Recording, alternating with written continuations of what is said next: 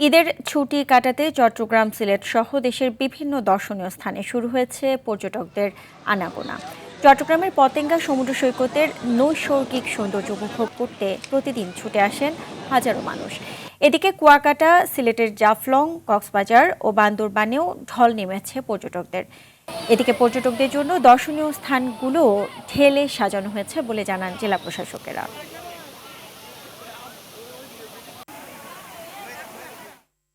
সিলেটের জাফলং থেকে সরাসরি যুক্ত হচ্ছেন সহকর্মী সালমান। সালমান, সিলেটে ঈদের ঠিক পরের দিনে দর্শনার্থীর আনাগোনা কেমন দেখছেন? আর যারা দূর থেকে গেছেন তাদেরকে সিলেটে কিভাবে আপ্যায়িত করা হচ্ছে আমাদেরকে জানাবেন। জি সুজানা, ধন্যবাদ আপনাকে। আমি এই মুহূর্তে আছি সিলেটের অন্যতম একটি পর্যটন কেন্দ্র প্রকৃতিকোনা জাফলংয়ে।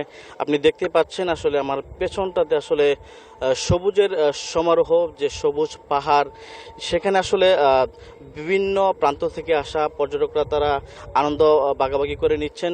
আমি যদি একটি বিষয় আপনাকে জানাই যে অন্যান্য বছরের তুলনায় এবারের ঈদের দ্বিতীয় দিন আসলে আশানুরূপ পর্যটক এখনও আসেনি। তবে এখানকার স্থানীয় পর্যটন ব্যবসায়ীরা আমাদেরকে জানিয়েছেন যে আজকে বিকেল থেকে আসলে পর্যটকরা এখানে আসতে শুরু করে এবং কি লাখো পর্যটকের সমাগম করবে। আপনি দেখতেই পাচ্ছেন এখানে আসলে সকাল তেমন পর্যটক ছিল না, তবে বেলা বাড়ার সাথে সাথে পর্যটকরা আসতে শুরু করছে এবং কি পর্যটকের সংখ্যা বাড়তে শুরু করছে। আমি যদি এখানের পর্যটকদের নিরাপত্তার বিষয়ে আমি আপনাকে একটু বলি, এখানকার উপজেলা প্রশাসন, থানা পুলিশ, ট্যুরিস্ট পুলিশ এবং কি বিজিবি এবং কি এখানকার রোভার স্কাউট সহ স্বেচ্ছাসেবক দল আসলে তৎপর রয়েছেন নিরাপত্তার স্বার্থে।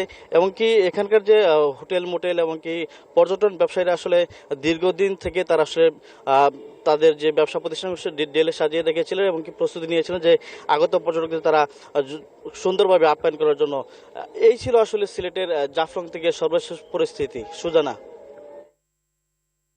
জি, আপনাকে অসংখ্য ধন্যবাদ।